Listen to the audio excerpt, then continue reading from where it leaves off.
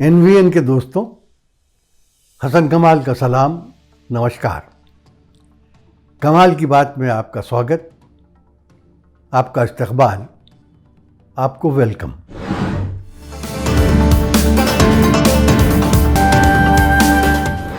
दोस्तों, बात सुनने में शायद आपको कुछ अजीब लगे, लेकिन ऐसा लगता है कि भारतीय जनता पार्टी को अब अपने और आरएसएस के कार्यकर्ताओं पर भरोसा नहीं रह गया। यानी वो ये समझ चुके हैं कि ये हमारे कार्यकर्ता अब हमें इलेक्शन में जिता नहीं सकते, तो उन्होंने अपने कार्यकर्ता बदल दिए हैं और 3 नए कार्यकर्ता उन्होंने ढूंढ निकाले हैं या चुन लिए। हम आपको उन कार्यकर्ताओं के नाम बताएं तो आप कहेंगे ये तो कमाल की बात, लेकिन वाकई जो हम कह रहे हैं वो सच है। ये जो 3 नए कार्यकर्ता भारतीय जनता पार्टी ने, बल्कि सीधी आप बात कहें तकल्लुफ से क्या फ़ायदा, हमारे प्रधान सेवक जी ने और उनके नंबर 2 अमित शाह ने जो 3 नए कार्यकर्ता अपने चुने हैं, उनके नाम है इनकम टैक्स, ईडी और सीबीआई। अब उन्हें यकीन है कि उनके कार्यकर्ता काम नहीं कर सकते, न उन्हें वोट दिला सकते हैं। सिर्फ यही लोग हैं जो, यही 3 कार्यकर्ता उनके कुछ काम आ सकते हैं और ये उनको ये बार बार आजमा चुके हैं। ये दूसरी बात है कि ये कार्यकर्ता भी बस थोड़ा बहुत करने के बाद ज़्यादा कुछ कर नहीं सके, लेकिन इसके अलावा अब शायद बीजेपी के पास और कोई चारा भी नहीं। अखिलेश यादव ने हाल में एक बड़ी दिलचस्प बात कही। उन्होंने कहा कि जैसे जैसे बीजेपी को हार का डर सताने लगेगा, वैसे वैसे आप लोग ये देखेंगे कि उनका हर लीडर यूपी आएगा, रैलियां करेगा, बड़े बड़े जलसे करेगा, सारी लीडरशिप यहाँ मौजूद होगी, लेकिन जब इनसे काम नहीं चलेगा तो फिर ये कार्यकर्ता आएंगे। इनकम टैक्स आएगा, सीबीआई आएगी, ईडी आएगी। और उनकी बात बिल्कुल सच निकली, क्योंकि ये पता चला है कि इनकम टैक्स ने अखिलेश यादव के 2 करीबी साथियों के घरों और दफ्तरों पर छापे मारे। वो दफ्तर और घर शामली में हैं, मऊ में हैं, लखनऊ में हैं, 3 जगह बिखरे हुए हैं, वहाँ छापे मारे हैं।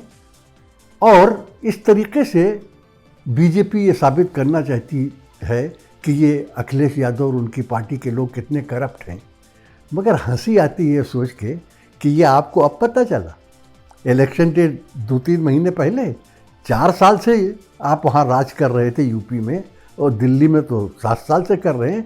तब आपको नहीं पता था कि अखिलेश यादव के कुछ साथियों में कुछ ऐसे हैं कि जिन्होंने बड़ा गड़बड़ किया हुआ है, जिन पर इनकम टैक्स के छापे मारना बिल्कुल जायज़ है। ये 4 साल, 4.5 साल तक आपको बिल्कुल नहीं मालूम था। तब आपको मालूम ही नहीं था कि ये लोग जो है कुछ बेईमानी कर रहे हैं। इस 1.5 महीने में आपको ये मालूम हो गया कि वहाँ बड़ा घपला है। तो एक तो ये बात, दूसरी ये बात ये है कि ये मेरी समझ में नहीं आता कि लोग कहते हैं कि बीजेपी ऐसी पार्टी है जो अपनी गलतियों से बहुत सबक सीखती। हमको तो नज़र नहीं आता, क्योंकि ये सारी हरकतें जो अब ये यहाँ यूपी में कर रहे हैं, छापेमारी ये सब, ये उन्होंने कहा नहीं। सबसे पहले जब राजस्थान में असेंबली इलेक्शन हुए थे तो आपको याद होगा कि अशोक गहलोत के भाई के घरों और दफ्तरों पे छापे मारे गए थे, उनको अरेस्ट करने की कोशिश भी की गई थी, और भी कुछ लोगों को इस तरीके से परेशान किया गया था। क्या हुआ? राजस्थान में बीजेपी हार गई। उसके बाद यही केरला में किया गया, कुछ लोगों के यहाँ छापे मारे गए, अरेस्ट करने की धमकी दी गई, बीजेपी इलेक्शन हार गई।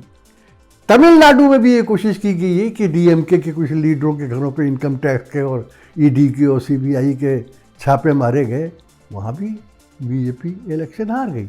बिल्कुल आखिर में वेस्ट बंगाल में दीदी के भांजे और उनके भांजे की बीवी और पता नहीं कितने लोगों के घरों पे इनकम टैक्स और सीबीआई और ईडी सबके छापे मारे गए। दीदी के जो मिनिस्टर थे पिछली सरकार में, उनके घरों पर छापे मारे गए। सब कुछ हुआ, बड़ा हल्ला मचा, बड़ा जोर शोर मचाया गया कि दीदी के यहाँ बहुत करप्शन है। अंजाम क्या हुआ? बीजेपी इलेक्शन हार गई और बहुत बुरी तरह हार गई। तो अब वो यूपी में आजमा रहे हैं, क्या ये समझते हैं कि उससे उन्हें कामयाबी मिलेगी? कामयाबी मिले या ना मिले तो बात की बात है, लेकिन ये बात तो तय हो गई है कि बीजेपी बहुत डरी हुई है, यूपी में बहुत डरी हुई है। अभी अभी ये खबर आई है कि अखिलेश यादव ने ये भी कहा कि उनके और उनकी पार्टी के कई लीडरों के फ़ोन टेप किए जा रहे हैं। ये सब भी हरकतें बहुत पहले चुकी, अब ये काम नहीं चलता। जनता में जब गुस्सा होता है, जनता जब किसी हुकूमत तो किसी पार्टी से बेजार अब हो जाती है, तो फिर कुछ नहीं चलता। अभी परेशानी उनकी ये है कि अखिलेश यादव के जलसे बहुत बड़े बड़े हो रहे। एक ही दिन में 2 जगह जलसे हुए। गोरखपुर में नरेंद्र मोदी की और पश्चिम उत्तर प्रदेश में अखिलेश यादव और जयंत चौधरी की रैली हुई। लोगों ने देख लिया, दोनों रैलियों में कहाँ कितने लोग थे, सब देख लिया। उसके बाद अभी प्रियंका ने और राहुल गांधी ने अमेठी का दौरा किया, लोगों ने देख लिया कितना बड़ा हुजूम उनके साथ था। प्रियंका ने रायबरेली में भी रैली की और लोगों ने वहाँ भी देख लिया। और ये सब बातें बीजेपी को समझ में नहीं आ रही कि इसकी काट कैसे की जाए। तो उसके काट के पास उनका यही तरीका है कि जब डराओ, धमकाओ, दबा के रखो, उनके सरों पे डर का साया बनाए रखो, ताकि वो शायद इसी तरीके से कुछ बाज आ जाएं, कुछ कम कर दें अपनी। लेकिन अब ये सब चीज़ें कम होने वाली नहीं हैं। हर गुजरते दिन के साथ बीजेपी को यूपी में सत्ता हाथ से जाने का डर सताने लगा है और ये डर और भी ज़्यादा बढ़ रहा है। मिसाल के तौर पर बहुत बड़ी एक रैली की लखनऊ में अमित शाह ने और आदित्यनाथ ने मिल के, वो किसकी, निषाद, जो निषाद कम्युनिटी है, मल्लाहों की कम्युनिटी, उसकी की, क्योंकि उसके जो लीडर है संजय निषाद, वो बीजेपी के एलाई हैं। और ये था कि 25-30 हज़ार लोग तो कम से कम आएंगे, कुर्सियां खाली पड़ी रहीं। जो लोग आए, जो निषाद जिनको लाया गया, थोड़ी देर के बाद वो उठ के नारे लगाने लगे।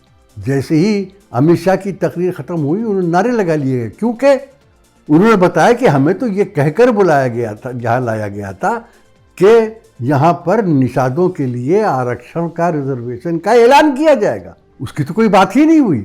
तो संजय निषाद साहब जाएं बीजेपी के साथ, वोट दें, हम न साथ जाएंगे न वोट देंगे, और ये कहकर वो बाहर निकल गए। तो जो इक्वेशंस और जो समीकरण जो बनाई थी बीजेपी ने, अमित शाह ने और मोदी जी ने खुद बड़ी मुश्किल से ओबीसी की कुछ कैटेगरीज को और दलितों की कुछ कैटेगरीज को साथ लाके वो बिखर रही। निषाद अब उनके साथ नहीं है, आधे निषाद निकल चुके। राजभर अब उनके साथ नहीं है, वो समाजवादी पार्टी के साथ जा चुके। अनुप्रिया पटेल जो सेंटर में मिनिस्टर भी हैं और पटेल बिरादरी की, यानी कुर्मी बिरादरी की बड़ी लीडर भी हैं, अब वो भी दाएं बाएं हो रही। उन्होंने भी समाजवादी पार्टी में जाने की कोशिश की है, लेकिन कहा जाता है कि अखिलेश यादव ने एक शर्त लगाई है कि आपको हम अपनी पार्टी में ले लेंगे, हम आपको टिकट भी देंगे, लेकिन एक शर्त यह है कि आप सेंटर में मिनिस्टर है, वहाँ से इस्तीफ़ा दीजिए, तब आप आइए। तो ऐन मुमकिन है कि वो इस्तीफ़ा दे भी दे, थोड़ा और वक्त गुजर दीजिए। तो ये तमाम बातें हैं जिनसे बीजेपी डरी हुई है। डरी हुई पार्टी इलेक्शन उस तरह से लड़ नहीं सकती जिस तरह लड़ना चाहिए, और यूपी में ये सब चीज़ें बहुत साफ नज़र आ रही हैं। बीजेपी बौखलाई हुई है। नरेंद्र मोदी और अमित शाह भी डरे हुए हैं। वो हिंदू मुस्लिम कार्ड भी अब उतना काम नहीं आ रहा। वो जिन्ना और गन्ना और पता नहीं क्या क्या अला बला ऑल फॉल बकी जा रही है, कोई काम, कुछ काम नहीं आ रही। लोगों की समझ में आ गई है कि हिंदू मुसलमान के अलावा इनके पास और कुछ है नहीं। शमशान और कब्रिस्तान, मंदिर और मस्जिद, इन सब के अलावा बीजेपी के पास कुछ है नहीं। और यूपी के लोग इन चीज़ों के अलावा कुछ और चाहते हैं, रोज़गार चाहते हैं। महंगाई देख रहे हैं, टीचर्स को जिस तरीके से लाठियों से मारा गया है वो देख रहे हैं, उनके धरने देख रहे हैं, बेरोज़गारी देख रहे हैं। तो ये ईडी, इनकम टैक्स और सीबीआई जो 3 नए कार्यकर्ता बनाए हैं बीजेपी ने, हमें ऐसा नहीं लगता कि इनसे कोई उनका काम बनने वाला है, बल्कि काम बिगड़ने ही वाला है। तो आज बात यहीं तक, फिर मिलेंगे।